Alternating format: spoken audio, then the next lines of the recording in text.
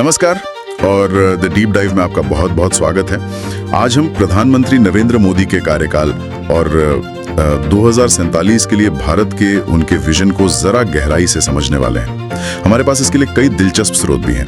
प्रधानमंत्री के हाल के कुछ इंटरव्यू हैं, फिर विकसित भारत और मेक इन इंडिया जैसे सरकारी दस्तावेज हैं, पीआईबी की रिपोर्ट्स और कुछ अकादमिक विश्लेषण भी हैं। तो हमारा मकसद इन सभी को मिलाकर ये समझना है कि पिछले एक दशक में सरकार ने किन बड़ी योजनाओं पर काम किया, उनके नतीजे क्या रहे और सबसे जरूरी आने वाले दशकों के लिए भारत का रोड मैप क्या दिखता है। तो चलिए शुरू करते हैं। सबसे पहले अर्थव्यवस्था की बात करते हैं। एक शब्द है जो बार बार सुनने को मिलता है, मोदीनॉमिक्स।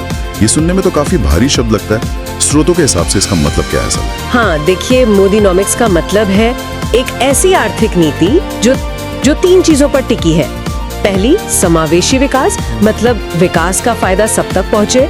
दूसरी, तेज विकास दर। और तीसरी, अच्छा शासन। और इसका जो मूल ढांचा है वो निजीकरण और उदारीकरण पर केंद्रित है। इन सब का एक बड़ा लक्ष्य है भारत को एक ग्लोबल मैन्युफैक्चरिंग हब बनाना। ग्लोबल मैन्युफैक्चरिंग हब यानी दुनिया के लिए सामान बनाने का एक बड़ा केंद्र। बिल्कुल। और शायद यहीं पर मेक इन इंडिया पहल का जिक्र आता है। ये तो इस सरकार की सबसे चर्चित योजनाओं में से एक रही है। हाँ बिल्कुल। 25 सितंबर 2014 को यह लॉन्च हुई थी और इसका मकसद बहुत साफ था कि भारत सिर्फ दूसरे देशों से सामान मंगाए नहीं, बल्कि यहाँ बनाकर दुनिया को बेचे। एग्जैक्टली। और देश के जीडीपी में मैन्युफैक्चरिंग यानी विनिर्माण क्षेत्र का हिस्सा बढ़ाया जाए। लेकिन देखिए, सिर्फ एक नारा दे देना तो काफी नहीं होता। इसे जमीन पर उतारने के लिए क्या किया गया? इसके लिए दो बड़े कार्यक्रम लाए गए। एक था प्रोडक्शन लिंक्ड इंसेंटिव यानी पीएलआई योजना। पीएलआई, हाँ। इसका सीधा सा मतलब है कि सरकार कंपनियों से कहती है, आप भारत में जितना ज्यादा माल बनाएंगे हम आपको उतना ही ज्यादा आर्थिक फायदा देंगे। ये एक तरह से उत्पादन करने का इनाम, हाँ कह सकते हैं। और दूसरा था पीएम गति शक्ति। ये एक बहुत बड़ा इंफ्रास्ट्रक्चर प्रोग्राम है। इसका मकसद बंदरगाहों, सड़कों, रेलवे को ऐसे जोड़ना है कि फैक्ट्री में बना सामान जल्द से जल्द बाजार तक पहुंच सके। अच्छा, तो एक तरफ उत्पादन बढ़ाने के लिए इनाम और दूसरी तरफ उसे बाजार तक पहुंचाने के लिए बेहतर इंफ्रास्ट्रक्चर। इसके नतीजे क्या रहे? मतलब आंकड़े क्या खाने बताते हैं? आंकड़े काफी दिलचस्प हैं। कारोबार करने में आसानी यानी ईज ऑफ डूइंग बिजनेस की जो वर्ल्ड बैंक रैंकिंग है, उसमें भारत 2014 में 142वें स्थान पर था। 2019 तक ये 63वें स्थान पर पहुंच गया। 142 से 63, ये तो बहुत बड़ी छलांग है। बहुत बड़ी। इसके अलावा रक्षा और रेलवे जैसे क्षेत्रों में विदेशी निवेश यानी एफडीआई के नियम भी आसान बनाए गए और इसी का नतीजा था कि भारत दुनिया की 5वीं सबसे बड़ी अर्थव्यवस्था बना और अब तीसरी सबसे बड़ी बनने की राह पर है। लेकिन यहीं पर एक दिलचस्प बात है जो एक स्रोत में मुझे दिखी। ईज ऑफ डूइंग बिजनेस में इतनी बड़ी छलांग के बावजूद एक अकादमिक विश्लेषण ये बताता है कि मोदी सरकार के पहले 8 सालों में जीडीपी की औसत वृद्धि दर 5.5% रही, जबकि पिछली सरकार के 10 सालों में ये 7.03% थी। तो स्रोत इस एक तरह के विरोधाभास के बारे में कुछ कहते हैं? हाँ, ये एक जरूरी सवाल है और इस पर अलग अलग नजरिए मिलते हैं। सरकारी दस्तावेज जो हैं वो इस दौरान हुए बड़े ढांचागत सुधारों का हवाला देते हैं, जैसे जीएसटी और दिवालियापन संहिता। उनका तर्क है कि इनके फायदे लंबी अवधि में दिखेंगे और ये भी कि उस दौरान वैश्विक अर्थव्यवस्था भी सुस्त थी और कोविड जैसी चुनौती भी आई। अच्छा। वहीं कुछ विश्लेषक मानते हैं कि नोटबंदी और जीएसटी को लागू करने के शुरुआती असर ने अर्थव्यवस्था की रफ्तार को कुछ धीमा किया था। तो तस्वीर मिली जुली है। एक तरफ ढांचागत सुधार है तो दूसरी तरफ वृद्धि दर के ये आंकड़े। तो एक तरफ तो मेक इन इंडिया से देश की फैक्ट्रियों पर जोर था, लेकिन स्रोतों के मुताबिक असली क्रांति तो कहीं और हो रही थी, लोगों के फोन में। आप बिल्कुल सही जगह पहुंचे हैं। डिजिटल इंडिया कार्यक्रम जो 2015 में शुरू हुआ, उसने शायद रोजमर्रा की जिंदगी को सबसे ज्यादा बदला है और इसकी वजह है डेटा की कीमतों में आई जबरदस्त गिरावट। कितनी गिरावट? क्या हमारे पास कोई आंकड़ा है इसका? आंकड़े सच में चौंकाने वाले हैं। एक पीआईबी रिपोर्ट के मुताबिक 2014 में 1 जीबी मोबाइल डेटा की कीमत लगभग 308 रुपए थी। 308 रुपए? हाँ, और 2022 तक ये घटकर सिर्फ 9 रुपए 34 पैसे रह गई। 308 रुपए से 9 रुपए, ये तो जमीन आसमान का फर्क है। बिल्कुल। और इसी का नतीजा था कि देश में इंटरनेट इस्तेमाल करने वालों की संख्या 25 करोड़ से बढ़कर लगभग 97 करोड़ हो गई। और जब इतना सस्ता डेटा और इतने सारे लोग ऑनलाइन आए तो इसने एक डिजिटल पेमेंट क्रांति को जन्म दिया जिसका नाम है यूपीआई। और यूपीआई, मैंने एक स्रोत में जो आंकड़ा पढ़ा उस पर मुझे यकीन ही नहीं हुआ। कौन सा? उसमें लिखा है कि दुनिया के 46% रियल टाइम डिजिटल भुगतान भारत में होते हैं। एक मिनट, दुनिया के 46%? मतलब दुनिया में होने वाले हर 2 डिजिटल लेन देन में से लगभग एक भारत में हो रहा है। हाँ, ये आंकड़ा बिल्कुल सही है और हैरान करने वाला भी है ना। बिल्कुल है। इसका मतलब ये हुआ कि एक छोटा सा रेहड़ी पटरी वाला भी आज उस टेक्नोलॉजी का इस्तेमाल कर रहा है जो शायद दुनिया के कई विकसित देशों में भी इतनी आम नहीं है। लेकिन ये सिर्फ सुविधा की बात नहीं है, ये वित्तीय समावेशन और शासन सुधार का एक बहुत बड़ा जरिया बना। वो कैसे? इसे थोड़ा और समझाइए। ये जुड़ा है जैम ट्रिनिटी से। जैम मतलब जनधन, आधार और मोबाइल। और इसी बुनियादी ढांचे का इस्तेमाल करके सरकार ने 300 बिलियन यूरो से ज्यादा की सरकारी मदद सीधे लोगों के बैंक खातों में भेजी। इसे डायरेक्ट बेनिफिट ट्रांसफर या डीबीटी कहते हैं। हाँ, और इससे बिचौलिए खत्म हो गए। तो ये सिर्फ सुविधा के बारे में नहीं है, ये शासन सुधार के बारे में भी है। सरकार और नागरिक के बीच का जो रिश्ता है वो बदल रहा है। निश्चित रूप से इसी सिस्टम की वजह से कोविड के दौरान 80 करोड़ लोगों तक मुफ्त अनाज पहुंचाना संभव हो पाया। इसका लक्ष्य है अंत्योदय, जो एक पुरानी भारतीय धारणा है। अंत्योदय मतलब कतार में खड़े आखिरी व्यक्ति तक पहुंचना। बिल्कुल, कि सरकार की सफलता का पैमाना ये नहीं है कि सबसे अमीर व्यक्ति कितना कमा रहा है, बल्कि ये है कि सबसे जरूरतमंद व्यक्ति तक मदद पहुंची या नहीं। और ये सिर्फ पेमेंट तक सीमित नहीं है।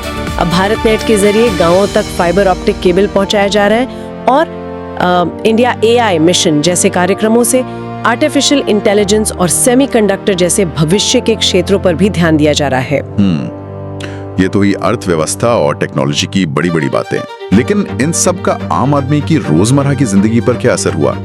स्रोतों में कल्याणकारी योजनाओं का बार बार जिक्र है। हाँ, और यहाँ पर कुछ योजनाओं का जो पैमाना है वो बहुत बड़ा है। जैसे स्वच्छ भारत मिशन को ही लीजिए। हाँ। 2014 में देश में स्वच्छता कवरेज सिर्फ 38% था। 2019 तक ये 100% हो गया। इसके तहत 11 करोड़ से ज्यादा शौचालय बनाए गए। 11 करोड़? हाँ। फिर है PM आवास योजना, जिसके तहत 2024 तक 4.2 करोड़ से ज्यादा घर बनाने की मंजूरी दी गई, ताकि हर गरीब परिवार के पास अपनी पक्की छत हो।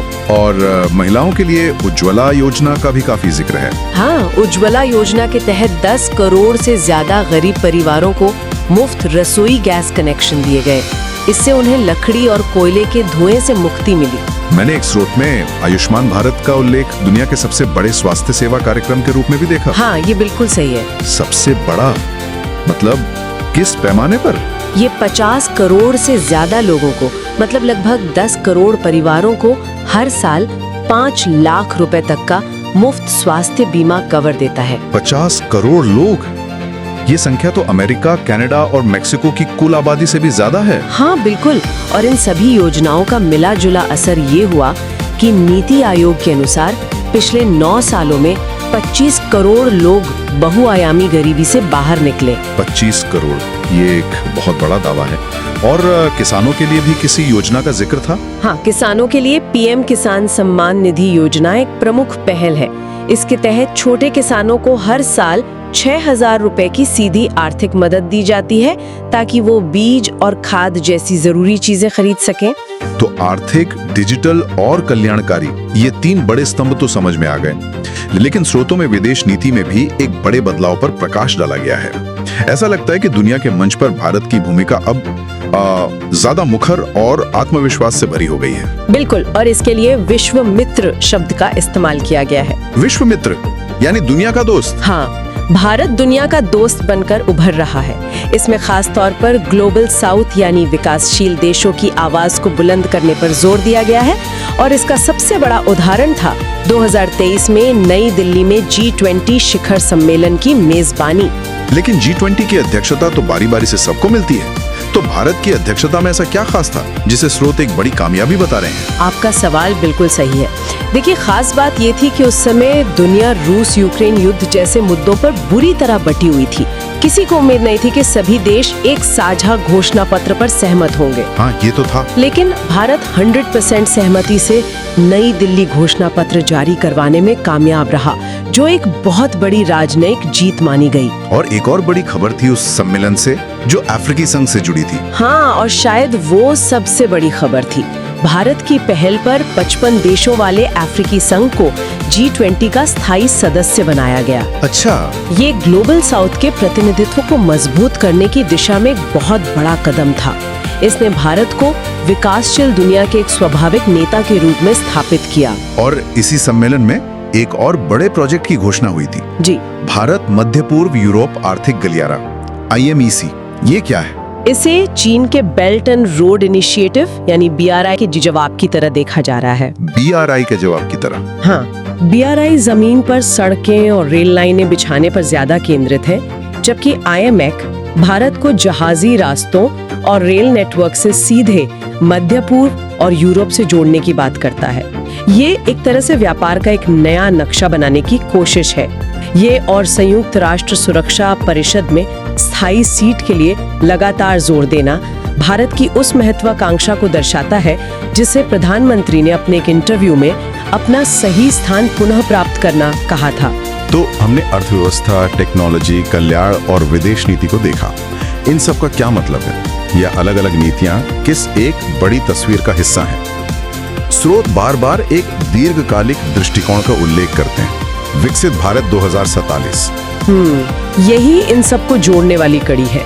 विकसित भारत 2047 का लक्ष्य है कि भारत की आजादी के 100 साल पूरे होने तक, यानी 2047 तक भारत को एक विकसित राष्ट्र बना दिया जाए।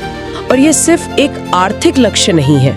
मतलब सिर्फ अर्थव्यवस्था का आकार बढ़ाना ही मकसद नहीं है? नहीं, इसका लक्ष्य $30 ट्रिलियन की अर्थव्यवस्था बनना जरूर है, लेकिन ये 4 स्तंभों पर आधारित है: युवा, गरीब, महिलाएं और अन्नदाता यानी किसान। विजन ये है कि विकास सिर्फ आंकड़ों में न दिखे, बल्कि इन चारों वर्गों के जीवन में एक बड़ा बदलाव लाए।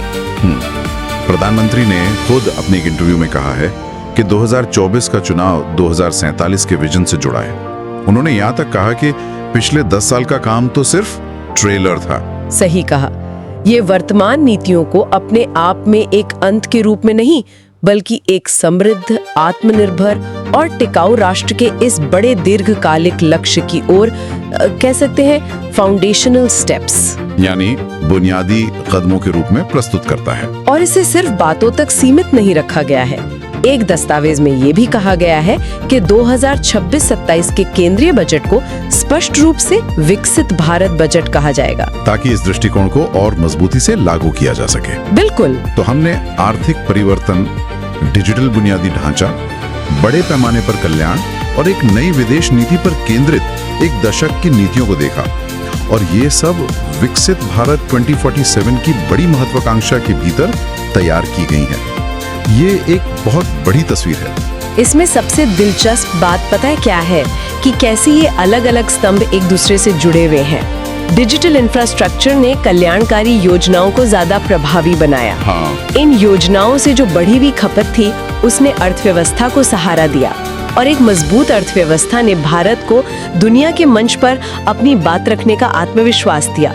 ये विकास का एक आत्मनिर्भर चक्र बनाने की कोशिश है। और श्रोताओं के सोचने के लिए एक अंतिम विचार, 2047 के विकसित भारत को आकार देने के लिए व्यक्तिगत उद्यम यानी लोगों की अपनी मेहनत, राज्य के नेतृत्व वाली इन बड़ी योजनाओं और वैश्विक साझेदारियों के बीच का रिश्ता कैसे विकसित होगा।